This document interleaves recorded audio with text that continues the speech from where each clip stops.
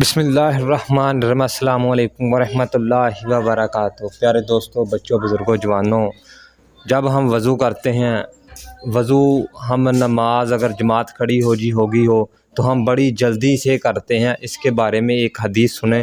حضرت عبداللہ بن عمر رضی اللہ تعالیٰ عنہ فرماتے ہیں، حضور اکرم صلی اللہ علیہ وآلہ وسلم ایک سفر میں جو آپ ہمارے ساتھ تشریف تھے، پیچھے رہ گئے اور ہمارے پاس اس وقت پہنچے جب نماز عصر کا وقت تنگ ہو رہا تھا اور ہم جلدی میں وضو کر رہے تھے اور پاؤں پر مسح کرنا شروع کر دیا تو نبی کریم صلی اللہ علیہ وآلہ وسلم آواز بلند 2 یا 3 مرتبہ فرمایا، ایڑیوں کے لیے جہنم کی آگ کا سخت عذاب ہے۔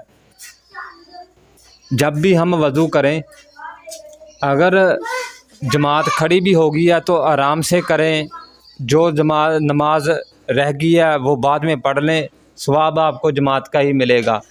ثواب کماتے گناہوں کی طرف نہ چلے جائیں۔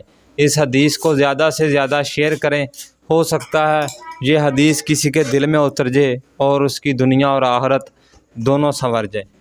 آمین ثم آمین یا رب العالمین۔